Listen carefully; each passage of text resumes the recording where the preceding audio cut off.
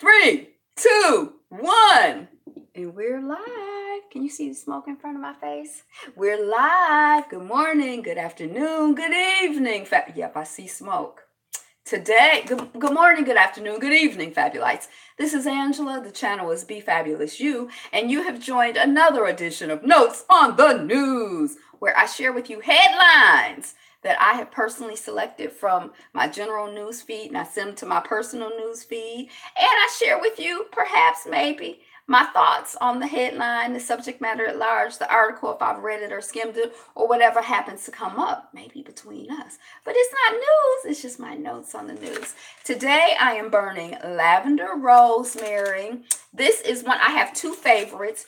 Usually in the morning, I really like to burn a lemongrass peppermint from this same brand. But in the evening, I like to burn a lavender rosemary. You know, lavender is like soothing and helps you to go to sleep. And peppermint and lemongrass are both stimulants. So I like the lemongrass peppermint in the morning. I think that this company, their particular blends, I really like them. They're very sophisticated. So anyway, but since yesterday I was burning Peace of Mind by Wildberry, which was very sweet, I had to do something more savory. I do like a sweet smell, but I noticed in my incense, I'm not, like, I like it sweetish. I was thinking about doing a patchouli yesterday, but it's like, I don't really like a patchouli, especially in close quarters like this. Like, you can see the smoke coming. Can you see the smoke? It's like, but you know, I'm an incense girl. So anyway, that's what I'm burning today. What's doing good with you? Welcome on the chat. Yay! Is today the best day ever? Today is the best day ever. Habaragani. That means what's the word for today? Every day, as part of this segment, we try to do one of the principles of Kwanzaa. We just cycle through. So yesterday, our principle was it collective working responsibility? I think it was collective working responsibility. I think that's Ujima. I get a couple of them confused. So let's try to get reoriented. By the time Kwanzaa time comes around, African people, it's Kwanzaa time. Kwanzaa, we gonna know the principles, y'all. We gonna be the leaders of the pack at the Kwanzaa celebrations. So yesterday was Ujima, which is collective work and responsibility. And today, Nguzo Saba, 7 principles. I wonder if does Nguzo Saba mean 7 principles? I don't know. Is cooperative economics, and that's Ujama. Ujama. Ujama. Ujama. This particular one has a little pronunciation guide. A sister like me needs a pronunciation guide. I'm learning Kiswahili, but you know, Ujama, they sound, I want to say it right. I want to learn. Okay. So it's cooperative economics, Ujama, to build and maintain our own stores, shops, and other businesses, and to profit from them. Now, the stuff I'm used to, it says profit from them together. So we just gonna go on and figure it's a typo. We gonna profit from them together. When I win, you win. When you win, I win. We all win. Yay. Let us win together. We family. We are family. Let's see what the Buddha is saying. Okay, so when we say Habaragani, you say Ujama. Ujama is probably Ujama. No. Ujama. Because the ja is emphasized. Ujama. But it's ja, not G. Ujama. You might not need as much tutorial as I need. I'm trying. Let's see what the Buddha is saying today. That's another thing we do. We usually check in on the Buddha and see what he's saying. See if we agree with it or not. If there's anything we can get from it, any edification. Let's see. Know this, oh good one. Oh, I like that. Call me, oh good one. Oh good one, know this. Evil things are difficult to control. Let not greed and wickedness drag you to protracted misery. Dang, Buddha. It's not a positive day today. Let us rework this. Hey, brother Yapo, we gonna rework Buddha. We gonna do some magic on this. Okay. So we like where we started. Know this, oh good one. Yes, we like that. Yes. Let's speak to the good in all of us. Know this, oh good one. Good things. He said evil things are difficult to control. Good things are wonderful to be a part of. Let What's the opposite of greed? Yes, Buddha, Buddha, Buddha, Buddha. Shaking my head. What's the opposite of greed? Generosity. Let generosity and goodness not drag you. Let generosity and goodness elevate you into protracted joyfulness. Know this, oh good one. Good things are wonderful to embody. Let generosity and goodness elevate you to protracted happiness. All right, Buddha, you made us work today, sir. Buddha, now we count on you for oh my God, my incense caught on fire. That's weird. I've never seen that happen before. What if I had a fire in the studio? I'd be like, I need a candle. But anyway, let us proceed because we know it's gonna be a short day today. Hey, Stephanie Gerald, you're still reversed. I know yesterday I was reversed too. I think it was Love Like the Sun who was. I don't know what to tell you. I don't know what to do. I don't know. And I think I was watching somebody else, and I'm like, I think they're reversed. I don't know.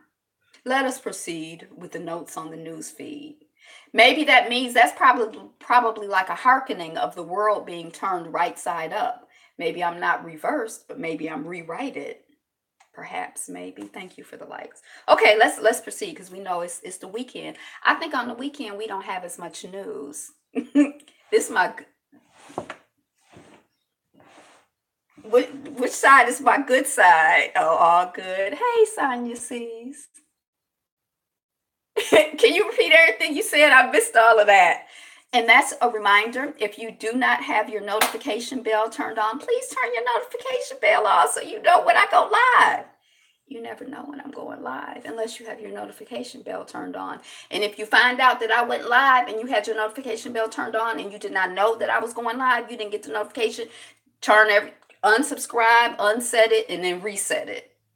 And some people say you have to hit the notification bell twice to get all the notifications. I think once is one. And then the other thing Sonia is reminding me to remind you is that I'm recording it live, but you can watch the replay. So if you missed the very beginning, that's what I often do. If I come into somebody's live in the middle, I'll go back and I'll watch the part that I missed because I'll be like, what did I miss? You know, that's just me. So you had that option. Okay, so what's new and good with you? Go on and drop that in the commentary if you haven't already. And let us proceed with the notes on the news feed. 2 French teens arrested for hacking Taylor Swift's and Drake's music videos. Yapo does that sometimes. So when I first saw the headline, I think it's earlier in my news feed, it was like the it wasn't the Delphonics. It was a Spanish group. Ain't nobody replaying nothing around here. Ain't got no time for no replay. What about before people went live? Did you ever just watch a video? Pretend you're not replaying. Pretend you're watching a video. How about that? Because I used to watch people's videos all the time before they went live.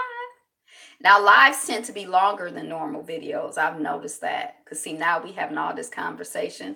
Hey, Conscious of Genocide. I was listening to your video this morning. I mean, your song. I tried to share it with my mother because she likes the idea of y'all see the smoke going across me? And it smells good too. I told you this is one of my favorites. This is one of my favorites. Okay. So it was some group, and they said it was the highest played YouTube video music, the highest played YouTube video. I had never heard of the group, but I do remember happened. It was like pictures of somebody, like 5 or 6 people. Roseberry for that. When the whole hackation happened, I remember they had but none of the video. I never saw it where you turned on the video and then they had taken it over with this. But they caught the children who did it. They were two French teens, maybe 19, maybe 18, but like, right around that older teen age. So they were arrested. Crenshaw House, the reverse Underground Railroad station. I never heard of Crenshaw House. I don't want to give them too much publicity, but I do want to talk about the fact that we think of being enslaved and being free. Sometimes we think of those as like things that are like, you were a slave, like it's something that's like etched in stone, or you were free, like it's something that's etched in stone. And that kind of stuff fluctuated. There were times when you were enslaved. Sometimes you were enslaved in your mind and were like, oh my gosh. And then sometimes you had moments of clarity and freedom in your mind. Sometimes you were enslaved in your body and then you ran away and you escaped and you were free. And then you might get caught again and be re-enslaved in your body. Like these things shifted. You know what I mean? These things, So this is talking about when we think of the Underground Railroad, the real Underground Railroad was a network, not like, was a network of people who were helping other people to get to freedom. And the Underground Railroad was overwhelmingly Black people because we help ourselves. That's what we do. That's what we've always done. So overwhelmingly Black people. And so this is like, instead of helping people get to freedom, they were like catching people who were free in their body at least and trying to take them back into slavery. And like when you watch like Underground and like different, it seemed like it was something I was watching the other day as well. Always have, always will. Remember that? 2 snaps and a thumbs up. I love this movie.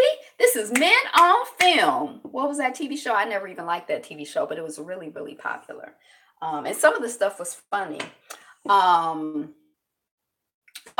They would, so this particular people were trying to take people back into, unfortunately, yes, we're trying to take people back into slavery, enslavement. Boo to the Crenshaw House or whoever they are. We don't say their name. To the bullshit house. Don't excuse my language this time. Amplify it. Curse them. Until you do right by us. BS house, everything you touch. You know where I'm going. University head quits among gynecology scandal. So I heard about it, and I think we talked about it. It seemed like maybe a week or 2 weeks ago, there was somebody in a gynecology, the Crenshaw House. Good one. That's a good one.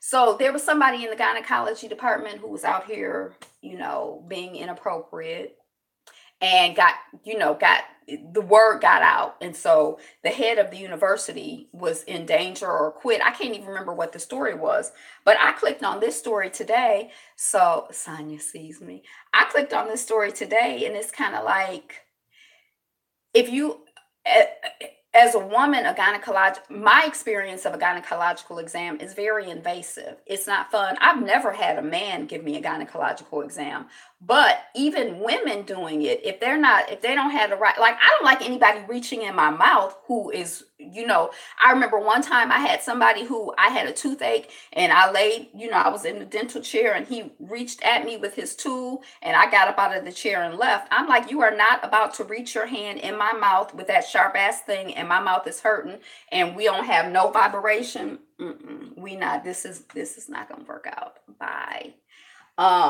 But certainly a gynecological exam is very invasive.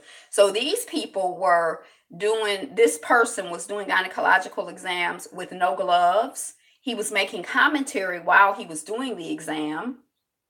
I guess he thought he was in a porno film and he was taking pictures.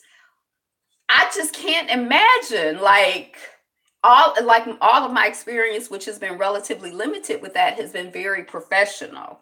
Like, I just cannot imagine. And I don't know how, the university head I personally don't think that men should be in that field. But I feel like being a predator, like, a woman could be like, "Ooh, I love looking in vajayjays. Ooh, yo vajay." She could be out of line too. And a man could be very professional. But I mean, and some people have said that, I look at vaginas all day, every day, so it's not really that exciting. It's not like like it's not like it's work. Like if you like I notice a lot of times when I'm cooking, or like if I'm cooking a big meal, it's just kind of like I don't really have like "Ooh, this tastes good." It kind of you get a little, I don't know. I'm like in a whole nother zone. I'm not really like, "Ooh." So I feel like some men, the history, oh my gosh, the history of those devices and the whole history of gynecology is the abuse and exploitation of Black women, as is the history of a lot of things. And I didn't hear the last comment. But all of that, I hate that whole, yeah, yeah, yeah. Um, yeah. And I feel like I have been to like mental therapists. It's always been Black women, two or three or 50. Who's counting? It's always been Black women. I've never been to a male gynecologist. I've never been to a male doctor. I've never been to a male doctor. Um, I don't know. I mean, but different people are different. And then with massage therapists, I have had male massage therapists, and I haven't really figured out how I feel about it yet. On one hand, one of my male massage therapists, I felt like he was very professional in his personal interaction with me. Sometimes I was like he was a little bit over the line, but when he was working, I never felt like anything. And I'm hypersensitive, and I was like on high alert. Freaks love the medical field.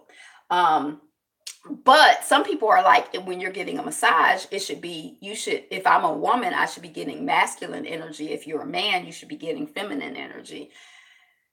I don't know. I mean, I think, and I've had massages, like I've had services like in hotel, like in spas and stuff like that, that were provided by people that I didn't know. Now those, I've had massages from white people in those contexts, but when I was selecting a therapist, it's always been a Black person, and usually a woman, except for that massage therapist was a man. So I don't know, but I think it's like it depends. Some people feel comfortable with whatever they feel comfortable with, but whatever your profession is, you I'm gonna need you to be professional. Whatever if your profession is working with children, you can't be out there like, yeah, she gonna be a cute little girl. Look at her booty. Like, you got to be professional. You don't buy that? They be like, woo! Every day in Mary Kay, we like every day I go to work and it's a party. So the male gynecologists are like, every day I go to work and it's a party. I don't know. Okay. Anyway, so boo to them, the head and all of that. Because you figure, I don't know how it would have gone unreported, and I don't believe that it went unreported for years. I'm sure there were people who were like, I didn't feel comfortable with what happened there. And I mean, it's so traumatic, especially a lot of times with young people. Theoretically, if you're a woman who has a gynecologist and you have a daughter, usually my understanding is,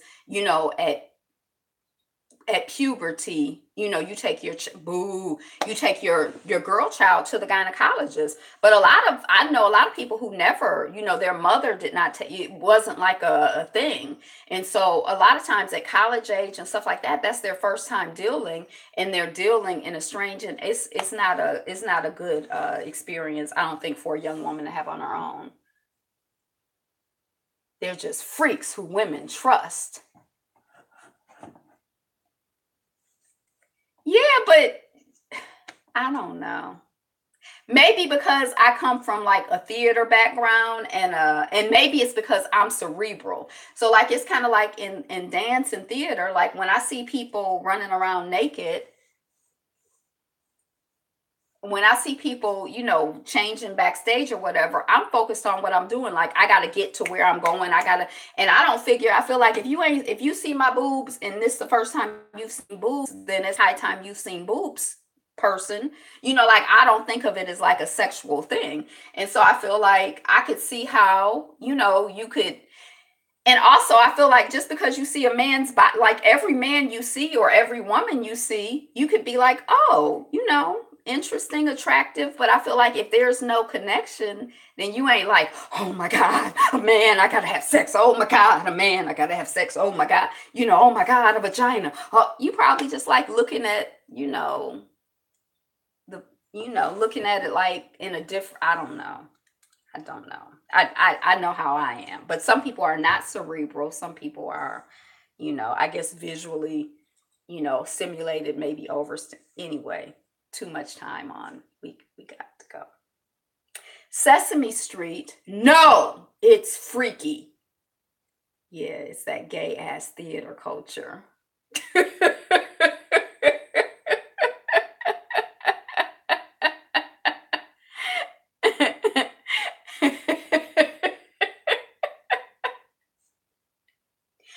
I don't know in what military context people walk around topless, but I don't know. I mean, men walk around topless all the time, but I don't know.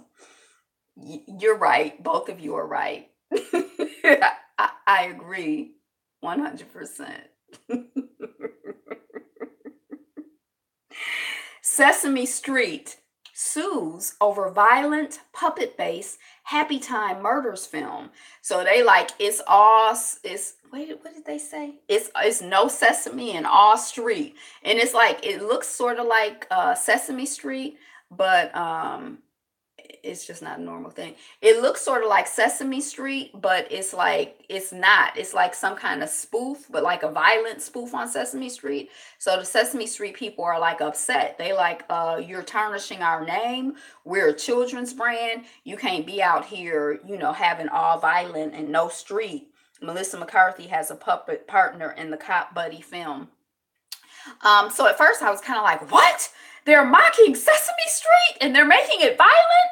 But then it's kind of like there are a lot of things that are designed for adults that, like if you ever watch Adult Swim on like I think it's like the Cartoon Network, but at night it's like got like if you watch the Boondocks, that's not really a children's even though it's illustrated, it's not really oriented to children. And there's like I haven't watched a lot of stuff there, but like some of the stuff if you watch Adult Swim, it's like even though on one hand it could appear to be childlike, it's not really.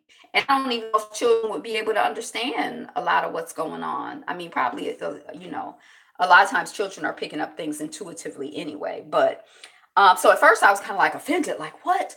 And then I just kind of feel like it's a adult thing, and they just part of the stick or the funny is supposed to be that it's Sesame Street.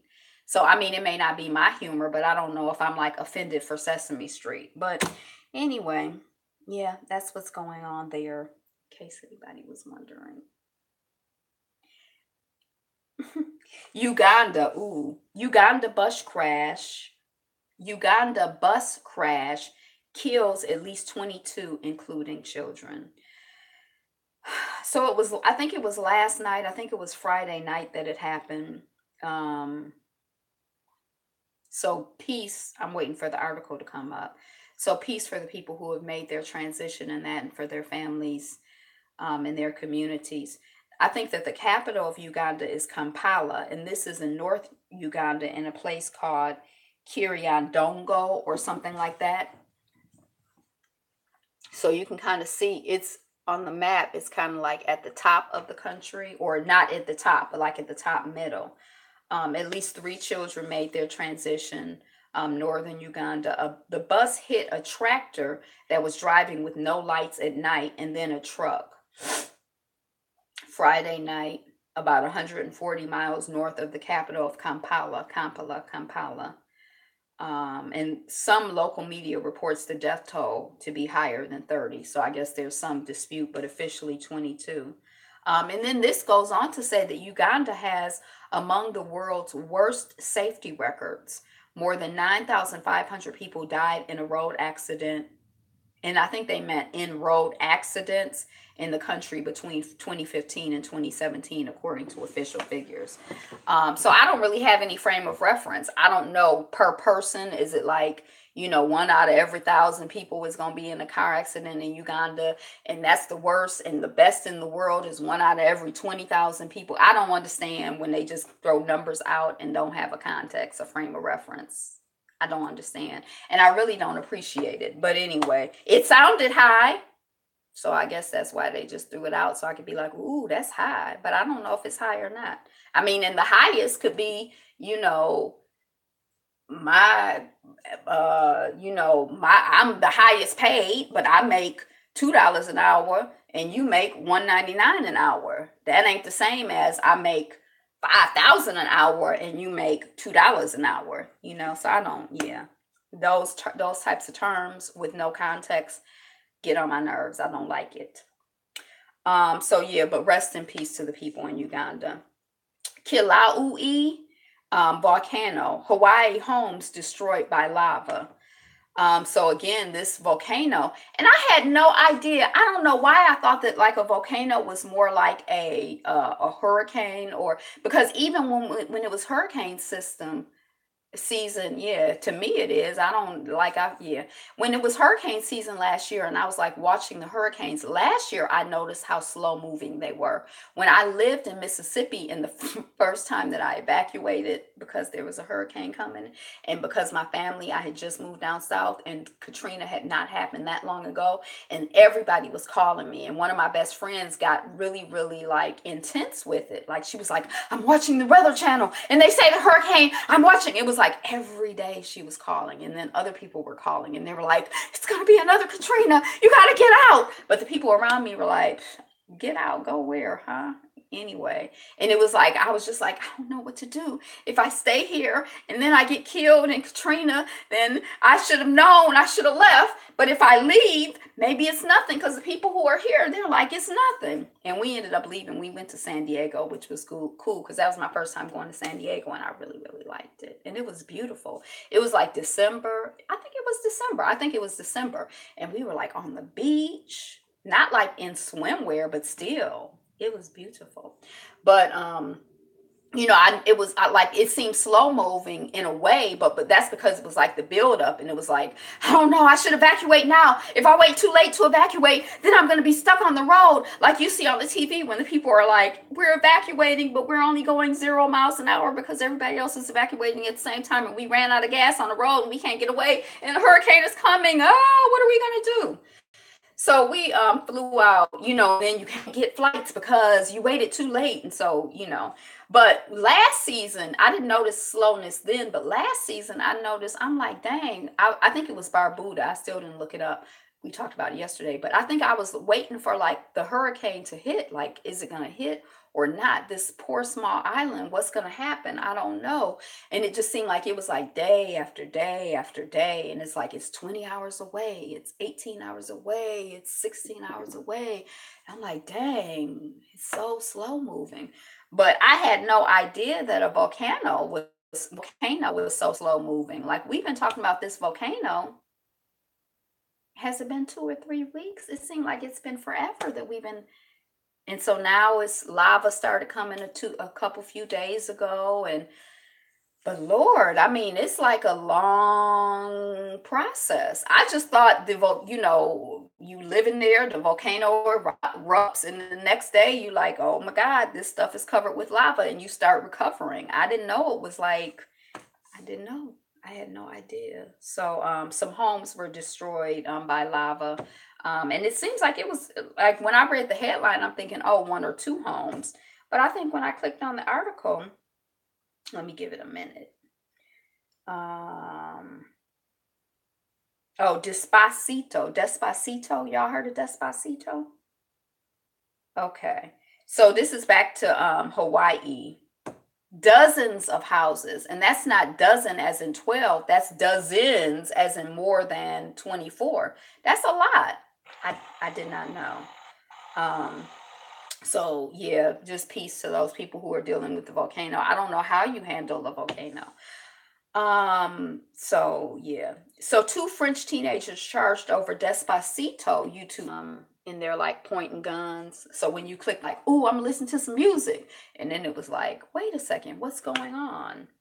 Um, including the hit song. So it's not a group, it's a song called Despacito. Is that like desperate? Despacito, Despacito. The most watched YouTube music video of all time. I never saw it, I never heard of it. And it's the most watched YouTube music video of all time. It just goes to show you that if you're not in that world, whatever world you in is something, that stuff is big to you. But if you're not in that world, it don't mean nothing to you. So, in my world, whatever is important to me is really, really important and it seems significant. But to somebody else, it don't mean nothing to them. And the other way around. The Secret Service knows keys to preventing school shootings since 2002. 2002. But few schools use their research. So after Columbine, remember the first big school shooting that I remember hearing about? They did research on the one that destroyed Pompeii. Happened so fast that people, in the immediate areas of the volcano Vesuvius were frozen in the position that they were during the time that it happened. Yeah, that's how I thought. So, yeah. I don't know. So I guess maybe I'm curious to know, like, what's the common, like, how quick are volcanoes usually? Is this normal? Is this abnormal? So when Columbine happened, that was like a big deal. I remember it was a big deal, and now it's just like, but the federal government did research on school shooters, and apparently they had enough school shooters that they could do research. So I guess Columbine was a big one, but there were other ones that happened. So 2 months after the Columbine tragedy in 99, experts researched 37 school shootings involving 41 attackers. Now, I guess in the universe of school shooters, 41, I don't know how many school shooters there have been, but I'm like, dag, it's been 41 school shooters. That seems like a lot to me. That took place from December 1974 through May 2000. They also interviewed 10 school shooters to gain their perspectives from conceptualization to execution.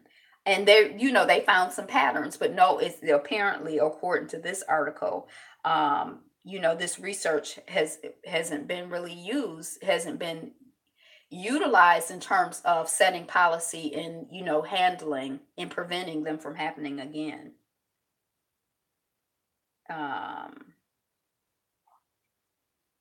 Incidents of targeted violence at school were rarely sudden, impulsive acts. So it wasn't like you were just at school and somebody said something to you and you like, oh, I'm mad. Now I'm going home and I'm about to get a gun and I'm going to come back and I'm going to shoot all of y'all up. No, it was something that Pompeii was the quickest ever. Scientists were dumbfounded. They were so dumbfounded they were just caught in that. Like, what? And then it was already, it's not funny. I mean, we all have to die, but it is kind of like an interesting image. So, most attackers progress through a process that started with an idea. Aha, maybe I will shoot up the school. Who had them kind of ideas? Have you ever had that idea? Oh, I know what I'll do. I'm going to shoot up the school. But that's the school shooters. They start with an idea. Because they were tipped off. To a plan. Oh, now that I have an idea, let me get a plan. Oh, I know what I'll do. What I'm going to do is I'm going to come in, I'm going to pull the fire alarm, and then when the people run out, be right back. Okay, see you when you come back. Were you here? Did I know you were here? Hey, Conscious of Genocide. Oh, yeah, because I talked to you about your music. So they came a plan. Then they had to get the weapons. Okay, now for my plan, I'm going to need 4 to 6 weapons. So let me acquire the weaponry that I need for my plan of attacking the school. That was an idea I had. If noticed, this process may be interrupted at any time before the attack. Prior to most incidents, other people knew about the attacker's idea and or plan to attack. So I guess that's what you're talking about. Some of these people, because somebody said, we were talking about the other day, somebody said on a football player's Instagram. I think they had made a comment like, I'm about to shoot up a school. And so somebody dropped into the football player's private message and they like, you got somebody on your stream that's saying, or on your comments that's saying they're going to shoot up a school. And so the football player had their assistant go through all of the comments to try to find this, and then they reported them to the people. So maybe, that's somebody who's like letting they let you know, hey, I got this great idea. I'm going to shoot up a school. So when they don't just keep it to themselves. They let other people know about the idea. I have an idea or a plan. Look, I got this plan. Look at this on page 7 at 6:52. Just like the bombers and so on. So they know prior to attack. Um, along similar lines, most attackers engage in some behavior prior to the incident that caused others concern or indicated a need for help. Some of these behaviors included talking about bringing a gun to school. I'm bringing my gun to school, or warning friends to avoid a certain area of the school on any given day. On February 8th, stay out the gym. The Parkland shooter had a history of violent and aggressive behavior, including Instagram posts about becoming a professional school shooter. I don't think you can be a professional school shooter. It doesn't seem like they last for very long. Has anybody shot up more than, I guess that's a serial school shooter. I guess a professional school what's a, okay, let me not even. While most attackers, 96%, were male, the report found that there is no accurate or useful profile of students who engaged in targeted school violence. Now, I don't know if this is exactly like the term cognitive dissonance. I don't know if that's really the term, but I do feel like it's interesting because they're like 96% were male, but we can't make a profile. And then so I'm like, can you really not make a profile, or does the profile that you would make if you could make a profile make you feel uncomfortable, so uncomfortable to the point that you can't even process that there is a profile that could be made? I mean, I'm just wondering. I don't know. Maybe you're above, maybe you're so objective that you have no, tension with reporting all of the truth. I doubt that, but perhaps, maybe. They say 3/4 of the attackers were white. 1/4 of the attackers came from other racial and ethnic backgrounds, including African American, 12%.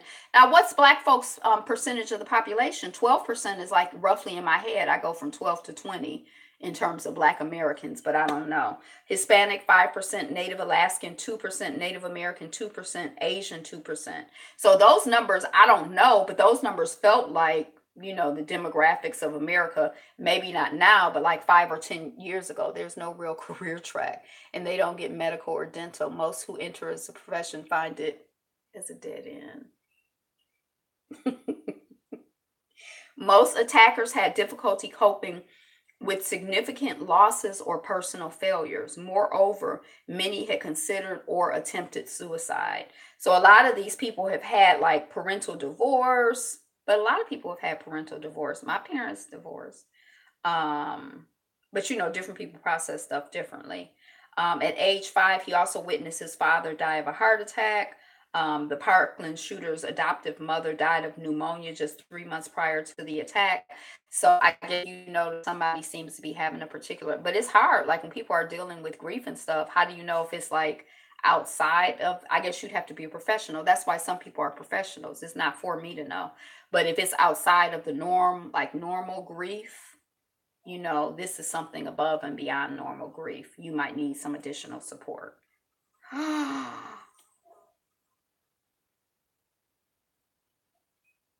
Yesterday, I did not have nary a fly over here, and I thought that my whole incense plan was working.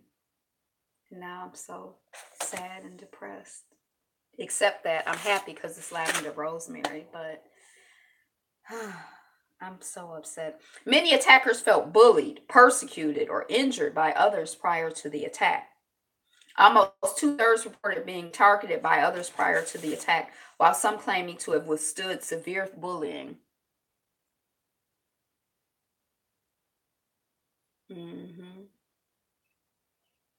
Yeah. And we were talking about it a little bit this morning, but I think part of it is this idea of your expectation. So I remember, years ago when I first started thinking about, like, you know well, when I first started thinking about Haitians, and one of the people that I went to school with, he like, you Black Americans, y'all have it easy. My people live in boxes on the street. So when we come to America and you're complaining or bitching about this or that, y'all look like y'all live in large to us. You know what I mean? So what we as Black Americans expect is, you know, what we have been seeing on the TV that white people get. But other people, they just like, wow, I got a house, I got running water, I'm not outside or whatever. Their expectations are different. And so they might be like, if you expect $1 and I expect $50 and somebody give me $5, I'm gonna be my jaw is gonna be tight because I'm thinking I was gonna get $50, but you're gonna be like, woohoo! I thought I was gonna get $1, now I got five. So it's the same thing, but and so I think that, like, for example, white people, in my sense, I don't know, but they expect to be on top. They expect for us to be down and depressed. They expect to always be, admired and looked up to. And so when things don't go that way for them, I think that, they lash out and they scream and they shout and they cuss people out and they shoot people and they, because it's like, this isn't how it's supposed to be. Their expectations have been unmet, and so they're upset. Whereas, shoot, what we used to, a lot of jacked up stuff happening to us. So I don't think that if something jacked up happens to us, we're like, this is out of alignment with my expectations, so I'm really upset. We just be like, same shit, different day, SSDD, more or less. You know what I mean? And that's like, I think in the depression, when you're like, shoot, Black folks are used to, our numbers are, depression level numbers for them were almost pretty close to normal for us. So it got worse during the depression, but when they got to living how we had been living, they were like, oh, hell no, I'm jumping off the bridge. But we were like, why are they jumping off the bridge? It's not that deep. You can make it work. But their expectations, yes, no, maybe. Okay. So anyway, I didn't know that research had been done.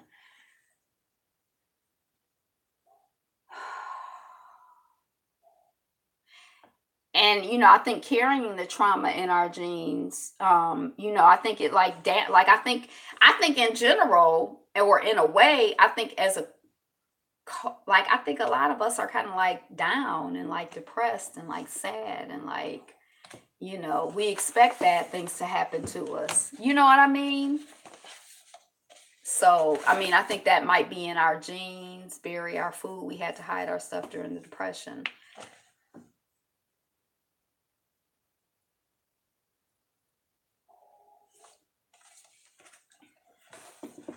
And I think that their theory is that instead of, the way they address the issue of the problem of white privilege is they reestablish a hierarchy. And in that hierarchy, with us on the bottom and us like, vulnerably, I'm a firm believer in genetic memory, with us vulnerably on the bottom, where you can like lash out when you feel frustrated. Hey, kick a nigga. When you feel upset, beat a woman, and you'll feel better. I think when that kind of stuff is established, then that's like a release valve for the pressure. That's like a release valve. So I think they're trying to like set things, like, and some of those things have been set in place. You didn't win the game, they don't address it, they just deny it. You didn't win the game, put on some blackface and make fun of Black people. You didn't, you had to wait in line for 2 minutes, well, cuss out, the Black woman or the brown woman behind the counter. How did he save the South? By having a lot of ways for them to eat peanuts when there was a blockade, keeping them from getting other kinds of food. No, I don't know much. I just know George Washington Carver is doing research on peanuts, and I believe sweet potatoes as well. Although most commonly I've heard peanuts. So no, I don't know him as saving the South. But I feel like Black folks built and say, I mean, we're the heroes. We are the heroes. time and time again, story after story. So no, I didn't know about the Secret Service having done research. A black-led credit union created by the community following the police killing in Minnesota.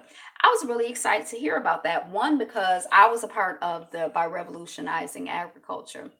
Um, and we've revolutionized thing after, like I just said, that black people are heroes. Black people are brilliant. Black people are wonderful.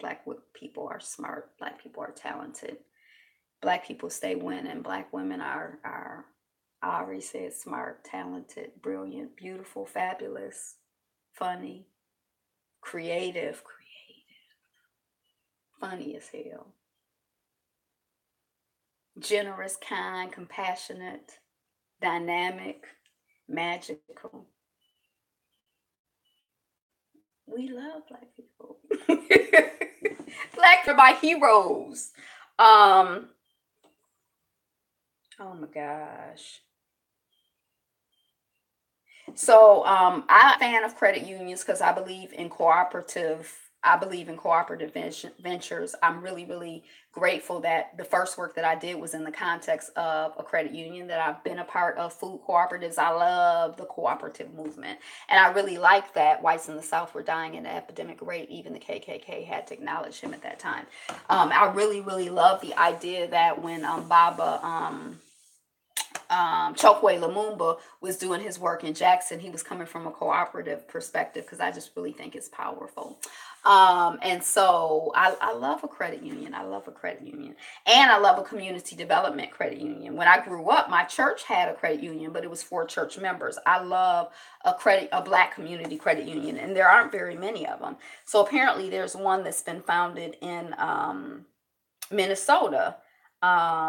It's in the works, or it's being organized now. It would join more than 345 credit unions operating in the state. There are fewer than 20 credit unions serving black communities nationwide. So we need more credit unions. I think credit, the getting licensed as a credit union and becoming a credit union is a different process from getting licensed as a bank and becoming a bank. But I like the idea that credit union is held by the community, as opposed to a bank. Like, I own the bank. A credit union, we own the credit union. And I'm a we us kind of girl. So yeah. So yay Minnesota, yay Blexit. Is that what they're saying? The meeting was organized by Blexit, a grassroots organization addressing inequality in Minnesota in the larger US. Yeah, I should take a road trip to Minnesota. I probably won't, but I could see myself doing that. I wasn't, by the time I got involved with the credit union, it was a young, new credit union, but I hadn't been a part of the organizing phase. But through the archives, and I love archives, I like looking at the history of stuff, how stuff came to be. How did it go from an idea to a thing? It's like we in the credit union, people putting money in the account. How did that happen? Because 5 years ago, it was just an idea. Hmm. I mean, that's just one person that you're looking at. I feel like you could, Sonya, look at person after person after person after person, and the contributions that we've made, the intellectual contributions that we've made, the physical contributions that we've made. Like, we've made contribution after voluntarily and involuntarily, to this society, that are very valuable. You know, so yeah, I feel like a lot of people would argue, and I'm probably one of those people, that if you look at the wealth of this nation, it's black folks. So Carver and lots of other black folks, but he was exceptional. It seems, he certainly come to a lot of our attentions as, an exception among exceptional people. Um, Federal judge rules Trump's Twitter account is a public forum. We are actually God's gift to this. Who you think you are? God's gift? Yes. I do. What, do you agree? Don't you? You don't think that? What's wrong with you? So Trump has a Twitter account, and he has blocked people. He say, you get on my Twitter account and you say something I don't like, you blocked. right? That's like if you come to a public forum and somebody get up and be like, look, elected official, I want to know why you didn't fix the hole on my street. Now you said you was gonna fix the hole in my street. I got a hole in my street. I done gone through the procedure. Why didn't you fix the hole in my street? And then a public official had that person removed from the meeting. You can't come to the meeting no more. You can't, you banned forever. You can't, if you ain't got nothing good to say, don't say nothing at all. Get the heck out of my meeting. So that's how Trump does his Twitter. He if you don't like it, he blocking you. That's what they say. I don't know. I've never been to it. So it's been some conversation. Well, you the POTUS, so you can't be blocking people. And he said he can. So it's been being argued in court and stuff. So now a federal judge, so it's escalated to the federal level, has ruled that his Twitter is a public forum. But what I want to know is this. For those of us who watch The Real Housewives of Atlanta or have ever heard this expression, who gonna check me, boo? That's how I feel like he is. Like, who gonna check him? Are they gonna go and unblock the account? What they gonna do? Because I feel like he's just gonna do what he wants to do, and he gonna keep blocking any goddamn body he wanna block. Who gonna check him, boo? Your system is your system gonna check him? Your system of checks and balances? Who gonna check him, boo? Yeah. Cyclone Mekunu, Mekunu, Mekunu, kills girl of 12 in Oman. Oh, so rest in peace. I don't even really know what a cyclone is. Is that like like a tornado? Like, what's a cyclone? How is it different from a tornado? Is it just regional? So rest in peace to the child of 12 and her family and her community. Trump issues executive orders that make it easier to fire federal workers. Y'all know he loved Pacific Hurricane. Oh, it's a hurricane. Y'all know he loved to fire people. So, yeah. The NFL's new national anthem policy was not as unanimous as the league wants people to believe. Yeah, the guy came out, he like, we unanimously agreed. And then I heard that one team was like, well, if any players kneel, we'll pay the fine. And then another team, somebody else is like, it was not unanimous. Now, what I didn't appreciate when I heard the story, just let regional. Yeah, regional. What I didn't appreciate is a couple of the people or a couple of teams abstained. And I feel like I have abstained in meetings before. I have abstained from votes before. But I feel like if I disagree with something, then I'm voting no. Because, no. I'm not abstaining. I'm voting against it. No. So I feel like that just felt weak to me. Like, you abstained, you didn't vote no. So why, yeah, I didn't, I don't know what the specifics were. Maybe they didn't like the way that the language, maybe there was something in the language that meant that they couldn't vote. But anyway, yeah.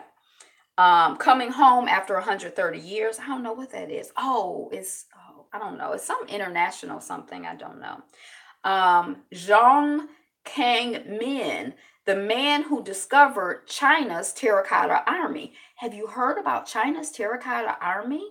I had never heard about China's terracotta army. And I think it started to be discovered around 1974. Some farmers were digging, trying to find a well. They needed water to drink. We eat water sources. Water is important. I wish I could have watched the captain was doing a thing on water. I wanted to watch it, but I got to go. So I couldn't watch it. So they were digging for water. They didn't find the water. They started finding like some heads, like life-size heads, like under the ground. And it turns out, look at this. Y'all know about this? And then somehow an archaeologist got involved. They look like MLK though. They look like MLK. Somehow when an archaeologist got involved, he was like, wait, stop. And then he tried to keep it secret because the Chinese government, when they find ancient artifacts, they'd be like, it's against the Communist Party, so just destroy that. And he's like, oh my gosh, this is amazing. So look at this. Wait. Let me tell you what it is before I see it. Before you see it, if you haven't already seen it, because it's kind of like really interesting. A terracotta, as in like a plant pot, like the ceramic kind. army estimated at 8,000 strong. They were under the ground, and they were created to protect a young king in the afterlife. When he got into power, he like, we need to start building this army now because I'm gonna die soon and I'm gonna need some protection once I make my transition. So this terracotta army is going to protect me. That's the plan. I would have fainted if I saw that. Look. I'm still with you. Can y'all see that? Oh my gosh. And that's obviously not 8,000, but could you imagine 8,000 just under the ground buried? They wasn't even meant. That's like art or whatever that wasn't even designed for the people. I mean, but you know, it's sort of like that was designed to be underground. And they say that the man's tomb is there too, but they haven't gone into that because they're afraid that if they open it, they can't really protect it properly. But the archaeologist was wrong when the Chinese government found out about it. They were like, cool, we gonna make a museum instead of, oh, we destroying this. So anyway, that was interesting to me. That's 8,000 life-size people and made out of terracotta. Okay, so that's it. I've looked back through all of the notes on the news, and we have time to talk about Alkebulan. Yesterday we talked about Egypt. And we do have to acknowledge and put the disclaimer on it. I'm still using the same source that I was using before. So you feel free to do your independent research and bring us better quality information. Okay, so yesterday was Egypt and today is Equatorial Guinea. So is there a Guinea that's not on the equator? Is there another Guinea? Let's see. Because the qualification is like Equatorial. Oh, there is another Guinea. See, the qualification is like, this is Equatorial Guinea. I guess it's on the equator. And then this is Guinea. Yes, yeah. Comprende? Comprende? Entiendes? You understand? You comprehend? Comprehend? Comprehend. Okay, let's see what's up with. Anybody know anything about Equatorial Guinea? I thought there was just Guinea, not New Guinea. I don't know anything about New Guinea, just Equatorial Guinea. And that's what we're about to talk about right now. But anybody? Okay.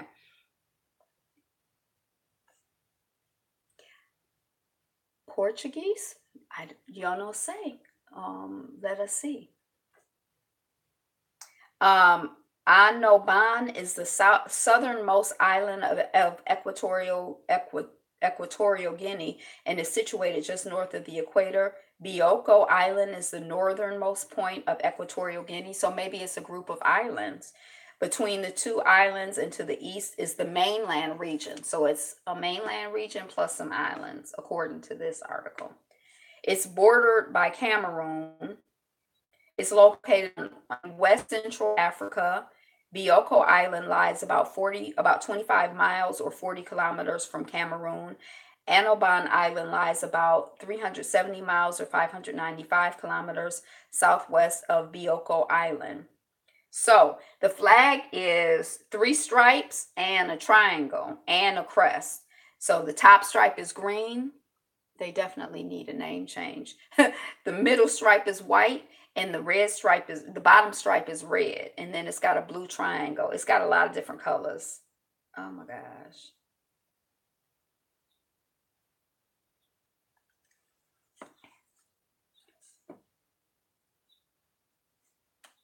Well, you know, Kujichagulia says we had the right to name ourselves, so you got to give other people the right to name themselves. Somebody may be like, you need to change your name because there's too many Sonias. Did you ever think about that? So maybe they like being a part of the crew. They like, we the Guineas. And who you? Oh, it's only one of you? Well, it's a whole bunch of us. We all in this together. I don't know. In West Central Africa, it's the third smallest country in continental Africa in terms of population. Another trivia question. So I wonder, what's the smallest in terms of population? What's the smallest in terms of land? Who's the third smallest in terms of land? Maybe it is a war strategy because you'd be like, I'm mad at that Sonya. Which one is it? I don't know who to punch. Are you the Sonya? Are you the Sonya? Are you war strategy like that? Um, the discovery of sizable petroleum reserves in recent years is altering the economic and political status. So, petroleum reserves, does that have to do with like oil, like the barrels of oil, those kind of petroleum reserves? Because y'all know Vaseline, which is petroleum, is like a side product of, okay, of the petroleum industry. Petroleum jelly, Vaseline is the brand name, but you can have petroleum jelly that is not Vaseline. Oh my god, oh my gosh. Oh my gosh.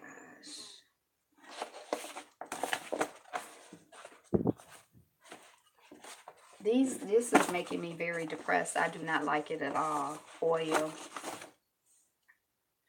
Um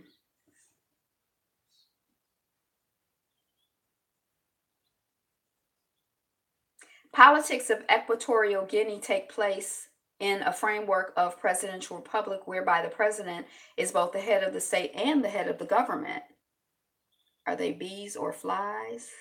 They're flies.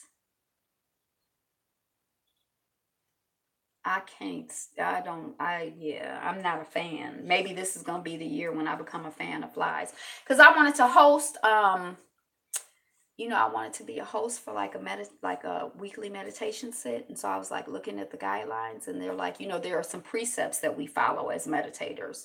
One of them is do not kill. And they're like, if you want to host, did you kill within the last year? And I was like, I don't know if that's gonna like disqualify me from, from hosting a meditation. You can't, at the place where you have the meditation sitting, it can't be no alcohol drinking on there. Yeah, yeah. But then I don't like those stick fly catchers, because I feel like once you catch one fly, then you have one fly hanging there, and then you start having a whole bunch of dead carcasses hanging there. I don't like that. I don't like that at all. It's not attractive and it's disgusting. And I feel like, so the fly into it and he stick or she stick, they stick. And then they just die to death, like they just starve to death because they can't get off. It seems so cruel. Like, what kind of, I don't want that vibration hanging up around me. I just want them to fly, go on and live someplace, but just not in a confined area with me. I don't like that. Yeah. I believe in like keeping the doors closed or screens, or like, I don't like having like the whole, like a gazillion million flies. I don't know. And it's not even like fly season. A fly can never bird. To hell with that. Everybody kills. Yeah, there are some communities in India where people wear stilts to try to minimize, like, harm yourself, to try to minimize, like, as they're moving about the world, the harm that they do. But I think there's a difference between killing intentionally and killing unintentionally. But anyway, I mean, it's a whole nother conversation. I just, but just the other day, I was like killing flies since I've been in, it's this corner. I don't know if it's this corner. I don't know what to do. I got to get a whole different system. Um, okay. Although minor parties are allowed, they are de facto required to accept the leadership of the dominant party. Yeah, I don't think so. I think that usually, I don't know. I mean, maybe people are really faking when they say that they're meditators or they're seriously spiritual. Like maybe, they're pretending in front of me and then they go off and slaughter a village. But I think it's actually a different group of people. That's been my vibration and my observation. I guess you could look at Americans and be like the same people who, complain about, killing black people in the street, then they be out there, killing each other. And it's like, I'm not, when they send I would say open it wider. There's still a couple of flies in the world that aren't in the house. Yeah, that sarcasm never works for me. Cause then they just open it wider. Be like, "Argh." um,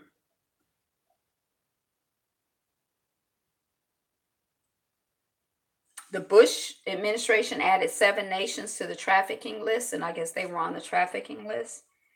Um, it's growing terrifically fast. The fastest was Equatorial Guinea, which averaged annual growth between 1995 and 2005 of 20% per year. Eric Swanson, head of global data for World Bank. Um, mm, mm, mm, mm.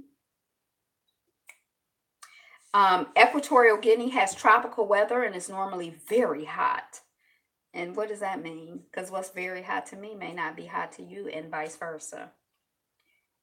It is best to wear lightweight clothing.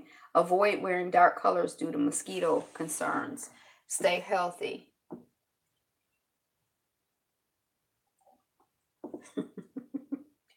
Huh? You used to love what? Stay healthy. Huh? I missed. Oh no, I said stay healthy. I don't know what you're talking about. Um. Oh my God. Okay, I'm about to finish up so I can get away from here because this is starting to get really, really upset. um. Equatorial Guineans and Cameroon were similarly harassed in revenge. I don't know what that is. Um, the export value is considerably higher than the cost of imports.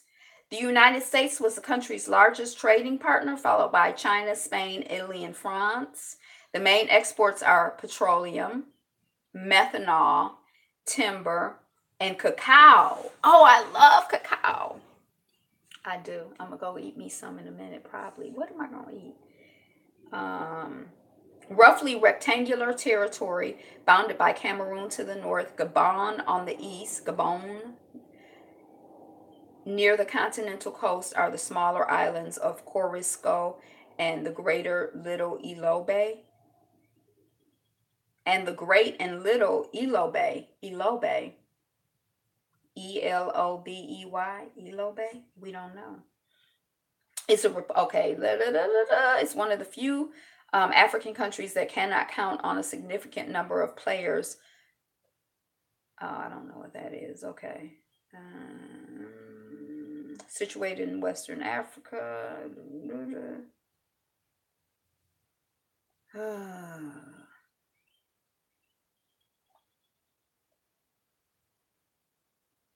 Okay, so we just heard the name basically. So go Google it and bring back some good information. Onomatopoeia. What sounds like onomatopoeia? I love onomatopoeia. I can't think. Buzz. Oh. Cacao. It doesn't sound like what it is. We had end tables at ours too, so one of my chores was to empty the ashtrays. I couldn't see what that was about. Cacao. I don't know if that's how you pronounce it. Cacao, cacao. I say cacao because I like how it sounds.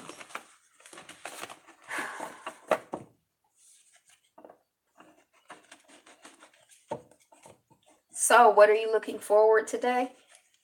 People are working. Oh, maybe I could get some reading done today. I keep saying that every day. And then every day when I go upstairs, I have other things on my agenda.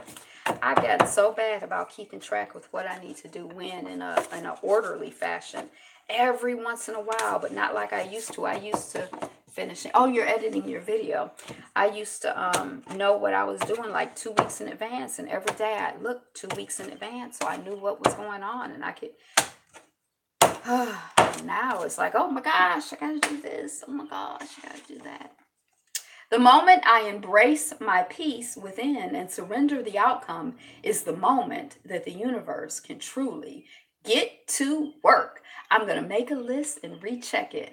Making a list and checking it twice. Y'all can't see the words, you can just see the imagery.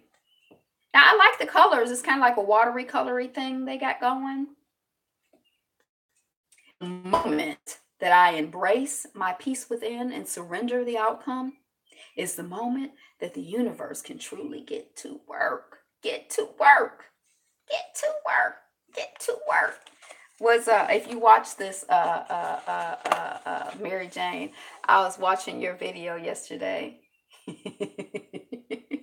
You know she been naughty. Why you asking? And you were Mary Jane. You were, and another need. That's about some. I can't remember what review I was watching, but I was cracking up. I know I said something to you about you having your hands on your hips, but it was very funny. Do I ever do that? And another thing, I do not like, and I cannot stand when you do this, and don't make me have to, because I will. Today we are not what we are not gonna have. I never say that. What we not gonna do. What we gonna do is this, but what we not gonna do is I don't do that so much. I don't talk like that. I know you say why I jank my video up and make it all opposite. I did not do it. But it means that it's high time that we, like, for example, I have to make myself, when I go to places, I have to try to make myself opposite. It's a yapo. I have to try to switch things up, or else I become a creature of habit. So, it's like that. That allows you to see things from a new perspective, get oriented. It's going to jog it's a blessing. It's a good thing. So like yesterday, I noticed when I went to the salt cave, I sat in exactly the same place. And it's like, this is my place. But the next time I go, I'm going to switch it up. Whenever in classes, I always sit front and center. I have a place where I like to be because I can hear, I can see, I can stay focused. And I never like to switch that up. The same thing at lectures and films, is in theater. It's like I like to be front and center. That's the best place in the house. But I do need to switch it up. The last show, when we did Shrek, since I was a producer, and I got to watch all of the shows, I sat back left, back right, balcony right and left, and then front right and left. So I got to sit everywhere in the theater and see the show from all different perspectives. I've seen this kind of voodoo before. So that's it. That's what I got for the notes on the news. So embrace the peace within and surrender the outcome. You do your part and let God worry about the outcome, and just embrace the peace within. And then that gives the universe an opportunity to get to work on your behalf, just blessing you, showering you down with blessings. The blessings just showering down. Just trust it, relax, enjoy. Thank you for being here. So drop your new and goods, your what you're looking forward to in the commentary. Today is the best day ever, and you are the greatest. You are the number one stunner. Oh, shoot. Dang. Hold on. Un momento. Okay, so we're going to have a video to look forward to today. Shoot, your videos take about 80 hours to upload, so maybe tomorrow, if we have time, we could watch a Yapo video. So this is the countdown. The countdown is coming. K music. K as in what music? Is that a question? No. K music? I don't understand. Because I think QUE is like what in Espanol? K.